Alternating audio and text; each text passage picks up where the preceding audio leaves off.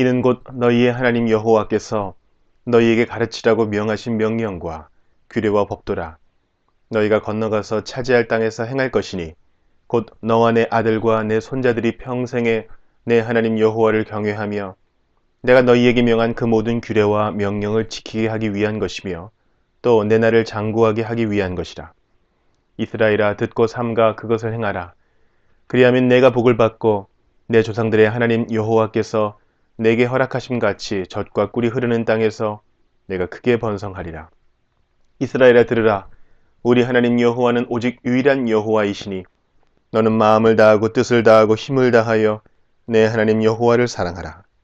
오늘 내가 내게 명하는 이 말씀을 너는 마음에 새기고 내 자녀에게 부지런히 가르치며 집에 앉았을 때에든지 길을 갈 때에든지 누워있을 때에든지 일어날 때에든지 이 말씀을 강론할 것이며 너는 또 그것을 내 손목에 매어 기호를 삼으며 내 미간에 붙여 표로 삼고 또 내 집 문설주와 바깥문에 기록할지니라.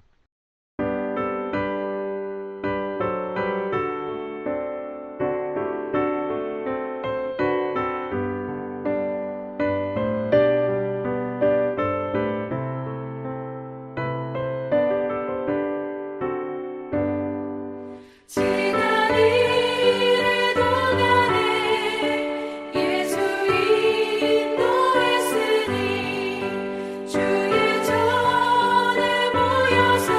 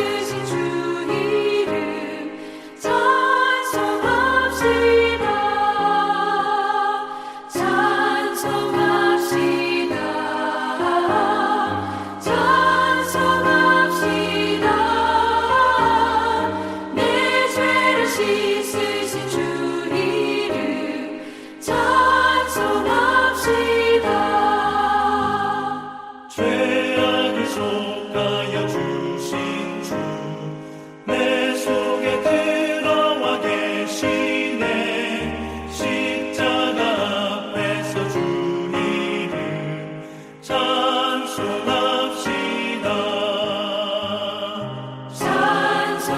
찬송합시다. 찬송합시다. 내 죄를 씻으신 주 이름 찬송합시다.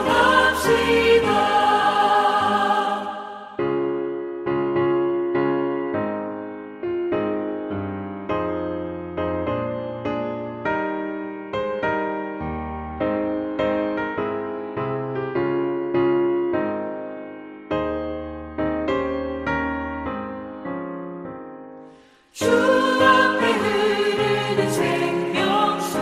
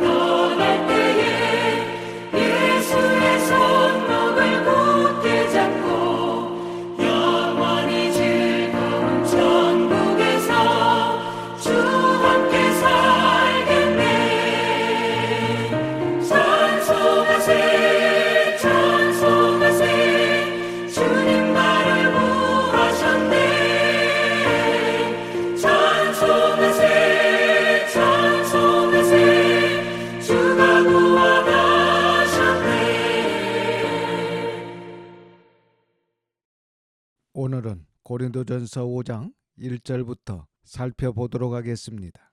지난 시간까지 살펴본 고린도전서 1장에서 4장의 주요 내용은 고린도 교회 안의 분쟁에 관해 책망하는 내용의 말씀이었습니다. 오늘부터 살펴볼 5장, 6장, 7장에는 교회 안의 베르나와 성도들의 음행, 그리고 성도 간의 세상 법정의 소송, 곧 윤리적 문제에 관한 지적과 함께 책망과 교훈의 말씀입니다. 하나님께서 성경을 통해 우리에게 도덕적이고 윤리적이어야 한다는 것을 말씀하고 있습니다. 이 말씀은 예수 그리스도 안에 있는 성도라면 윤리적이어야 한다는 것입니다. 물론 윤리적이고 도덕적인 것으로 구원받는 것은 아니지만 그리스도 안에 있는 자라면 반드시 윤리적이고 도덕적인 열매는 자연스럽게 따라온다는 것입니다. 그러한 말씀을 5장부터 하고 있습니다. 우리 함께 살펴보도록 하겠습니다. 1절과 2절입니다.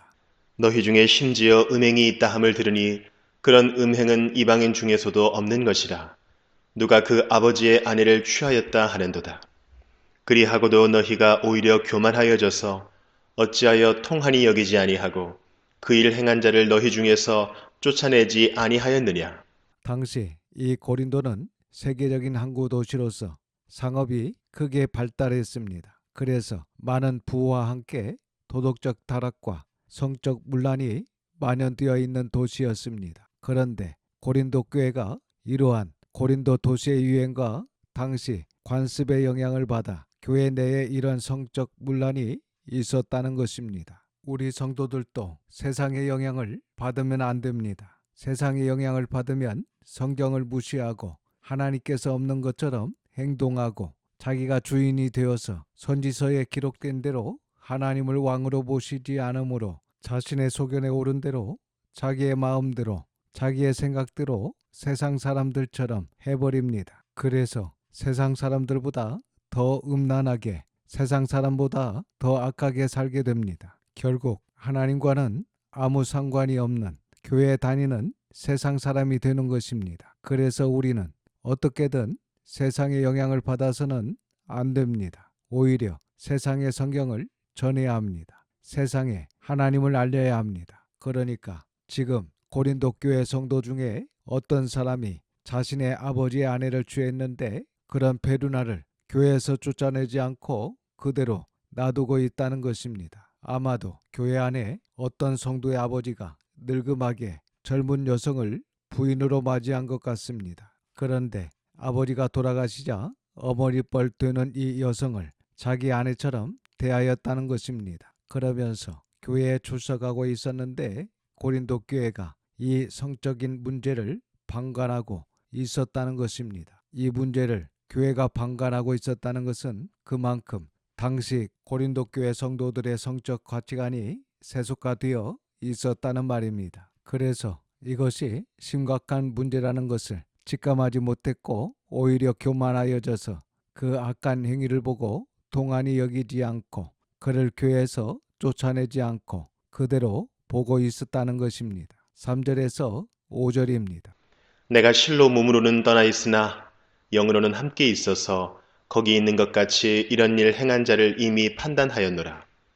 주 예수의 이름으로 너희가 내 영과 함께 모여서 우리 주 예수의 능력으로 이런 자를 사탄에게 내주었으니 이는 육신은 멸하고 영은 주 예수의 날에 구원을 받게 하려 함이라. 이렇게 바울은 지금 보면 에베소에 있지만 마음으로는 그 베르나를 이미 판단했다는 것입니다. 그러면서 그 베르나를 사탄에게 내어주었다라고 이야기하고 있습니다. 사실 이 말씀은 우리에게 익숙하지 않은데 바울이 이 편지를 썼던 초대교회 당시에는 이러한 교회의 권징과 지리가 살아 있었습니다. 그러니까 어떤 성도가 교회에서 심각한 문제를 일으키면 예수님께서 하신 말씀 마태복음 18장에 기록된 것처럼 그 사람을 몇 차례 조용히 만나서 교회의 이름으로 당부를 하게 됩니다. 그런데 그렇게 여러 차례 은밀하게 주의를 주고 당부를 했음에도 불구하고 그 심각한 문제를 반성하지 않고 회개하지 않는다면 교회가 공개적으로 밝히고 책망하게 되는데 특별히 직분자일 경우에는 먼저 심무정지시킵니다. 그리고 그 이후에 회개하고 반성하고 돌아오기를 한동안 기다려줍니다. 하지만 그래도 돌아오지 않으면 성찬식에 참여하지 못하도록 엄하게 책망하게 됩니다. 그래도 회개하지 않으면 교회가 공개적으로 성부와 성자와 성령의 이름으로 사탄에게 내주노라 하면서 그 사람을 교회에서 출교시킵니다. 이러한 출교는 사탄에게 내어주는 멸망의 극단적인 조치로서 제일 큰 벌이었다고 할 수 있습니다. 사실 교회의 권직은 잘못된 사람을 교회에서 쫓아내는 것이 목적이 아니라 그렇게 해서라도 더 이상 지속적으로 반복적으로 주의 몸된 교회를 더럽히는 이 악한 범죄를 하지 못하도록 정신을 차리게 하는 최후의 방법이라는 것입니다. 그래서 교회는 올바른 징계를 행함으로 그들이 회개하고 돌아올 수 있도록 도와야 합니다. 그리고 5절 하반절에 바울은 주 예수의 날이라는 구절을 첨가함으로써 그 징계받는 죄인들을 주의 백성들 가운데서 다시 볼 수 있기를 기대하고 있습니다. 그래서 다시 말씀드리면 범죄자에 대한 징계의 목적은 범죄한 영혼에 대한 최종적인 심판이나 유기가 아니라 회개와 돌이킴을 위한 일시적인 고난이며 구원을 전제로 하는 하나님의 사랑에 배려라는 것을 알 수 있습니다. 그래서 이 말씀은 범죄자를 그대로 방치하는 행위의 사랑이 아니라 무관심의 소치로서 그 사람을 멸망에 빠뜨리며 다른 사람들까지 함께 타락해 만드는 범죄라는 사실을 우리에게 가르쳐주고 있습니다. 그리고 진리에 근거한 참된 징계의 정신은 사랑이라는 점을 분명하게 교훈해주고 있습니다. 이제 6절에서 8절은 교회 안에 이러한 성적 타락은 마치 밀가루를 순식간에 부풀게 하는 작은 누룩과 같다라고 말씀하고 있습니다. 6절에서 8절입니다. 너희가 자랑하는 것이 옳지 아니하도다. 적은 누룩이 온 덩어리에 퍼지는 것을 알지 못하느냐. 너희는 누룩 없는 자인데 새 덩어리가 되기 위하여 묵은 누룩을 내버리라. 우리의 유월절 양 곧 그리스도께서 희생되셨느니라. 이러므로 우리가 명절을 지키되 묵은 누룩으로도 말고 악하고 악의에 찬 누룩으로도 말고 누룩이 없이 오직 순전함과 진실함의 떡으로 하자. 고린도 교회 성도들이 그런 악을 용납하면서도 뻔뻔스럽게 우리는 대체로 건전하다. 단지 한 사람이 잘못되었을 뿐이다. 이런 식으로 이야기하면서 오히려 자랑하고 자만했다는 것입니다. 그래서 바울은 그 자랑이 옳지 않다라고 하면서 적은 누룩이 온 덩어리에 퍼지는 것을 알지 못하느냐 라고 그 한 사람의 잘못을 방관하고 용납하는 것에 대해 책망하고 있는 것입니다. 여기 7절에 너희는 누룩 없는 자인데 라고 바울이 이야기한 것은 예수님을 믿어 하나님의 자녀가 된 성도는 이제 죄로부터 해방된 사람들이라는 의미입니다. 그리고 묵은 누룩은 그리스도께 속하기 이전에 지니고 있던 죄의 습성을 가리킵니다. 그래서 이 말씀은 이제 진정한 유월절 어린 양이신 예수 그리스도의 피로 죄사함을 받아 하나님의 자녀가 된 성도들은 타락한 옛사람의 죄악들을 벗어버려야 한다는 것입니다. 그리고 8절에 여기 명절은 어린 양 예수 그리스도로 말미암은 새로운 유월절을 말씀하는 것입니다. 그러니까 우리가 어린 양 되신 예수 그리스도로 말미암아 새로운 유월절을 드리게 되었는데 그 새로운 유월절의 떡은 교만과 자랑과 분쟁과 성적 타락과 방탕함 이런 것들이 없는 오직 순전함과 진실한 떡으로 해야 한다는 것입니다. 즉 이 말씀은 지금 이 신약시대 교회 시대를 살아가는 성도들의 삶이 순수하고 진실해야 한다는 것입니다. 9절에서 11절입니다. 내가 너희에게 쓴 편지에 음행하는 자들을 사귀지 말라 하였거니와 이 말은 이 세상에 음행하는 자들이나 탐하는 자들이나 속여 빼앗는 자들이나 우상 숭배하는 자들을 도무지 사귀지 말라 하는 것이 아니니 만일 그리하려면 너희가 세상 밖으로 나가야 할 것이라.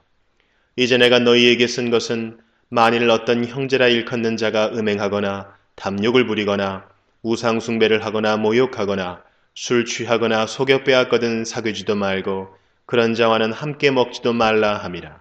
9절에 너희에게 쓴 편지 나는 말로 봐서 지금 바울이 쓰고 있는 이 고린도전서 이외에 그 전에 이미 고린도 교회에 보낸 편지가 있다는 것을 알 수 있습니다. 그래서 학자들은 이 편지를 고린도 전전서라고 하는데 이 편지는 전해지지 않습니다. 그래서 분실된 것으로 보고 있습니다. 그러니까 바울이 이 고린도 전서 앞에 또 다른 편지를 보냈는데 그 편지에 음행하는 자들과 사귀지 말라라고 했다는 것입니다. 그런데 이 말은 결코 이 세상과 격리되라는 뜻이 아니라는 것입니다. 그래서 우리는 세상 속에서 세상을 닮아가지 않고 우리에게 주신 하나님의 말씀 안에서 살며 세상과 다르고 하나님을 위해 구별된 거룩한 삶을 살아야 하며 세상 곧 친구와 지인들과 세상 사람들에게 소금과 빛이 되어야 합니다. 그래서 우리의 빛이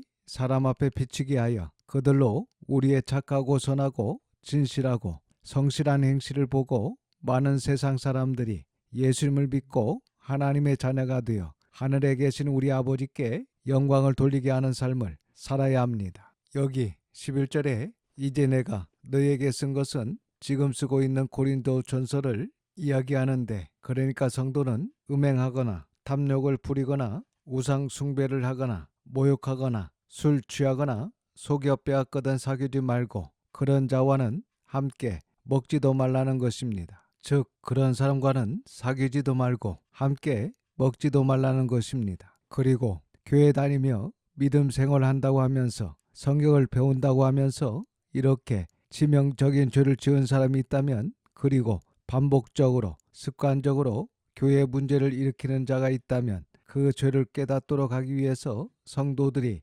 일정 기간 간격을 유지할 필요가 있다는 것입니다. 12절과 13절입니다. 밖에 있는 사람들을 판단하는 것이야 내게 무슨 상관이 있으리요마는 교회 안에 있는 사람들이야 너희가 판단하지 아니하랴. 밖에 있는 사람들은 하나님이 심판하시려니와 이 악한 사람은 너희 중에서 내쫓으라. 하나님께서는 마지막 심판날에 세상 사람들을 심판하실 것입니다. 그러나 교회 안에 악한 자에 대해서는 교회가 판단하고 권징해야 한다는 것입니다. 그러니까 교회 안에 악한 누룩과 같은 역할을 하고 있는 성도가 있다면 그 누룩이 퍼져서 교회의 거룩함을 훼손할 수 있기 때문에 교회의 거룩함을 보존하기 위해서 교회가 바르게 권징을 하고 치리를 할 필요가 있다. 이런 말씀을 하고 있는 것입니다. 물론 우리가 바르게 판단하고 바르게 권징하고 치리하려면 하나님의 말씀인 성경을 바르게 알아야 합니다. 그리고 성경을 기초로 한 교회 헌법도 바르게 알아야 합니다. 그래서 우리가 하나님의 말씀을 정직하게 보고 정직하게 배울 수 있기를 바랍니다. 그리고 하나님을 경외하고 사랑함으로 우리 안에 음행이 있어서는 안 됩니다. 이 음행은 자신을 죽이는 것이고 가정과 교회와 공동체를 망하게 하는 것입니다. 그래서 우리 안에 교회 안에 음행하지 않고 교만하고 세속된 마음이 아닌 순전하고 진실한 마음으로 하나님께서 기뻐하시는 성도의 삶을 살아 누룩이 없는 정결하고 깨끗한 성도, 각 개인과 가정 그리고 교회로 하나님께 드려질 수 있기를 주님의 이름으로 축원합니다. 기도하겠습니다. 아버지 하나님, 하나님의 거룩하신 이름을 찬양합니다. 오늘도 거룩한 말씀을 듣게 하시고 깨닫는 마음을 주셔서 감사드립니다. 저희들이 예수님을 구주로 영접하여 하나님의 자녀가 되어 이 악하고 세속된 음란에 빠지지 않고 하나님의 선물인 남자와 여자의 결혼으로 주신 부부의 아름다운 사랑과 가정으로 이 땅에서 사는 동안 세속화되지 아니하고 순수하고 진실한 하나님께서 기뻐 받으시는 삶을 살아갈 수 있도록 도와주시옵소서. 그리하여 저희들의 거룩하고 착한 행실로 인하여 하늘에 계신 아버지께 영광을 돌리게 하여 주시옵소서. 이번 한 주간도 하나님의 선한 손에 도우심을 믿고 감사드리며 우리 구주 예수님의 이름으로 기도드립니다. 아멘. 지금은 우리 구주 예수 그리스도의 은혜와 아버지 하나님의 그 크신 사랑하심과 성령님의 감화감동 역사 충만 교통하심이 모든 성도와 자녀와 가정 위에 함께 있을지어다. 아멘.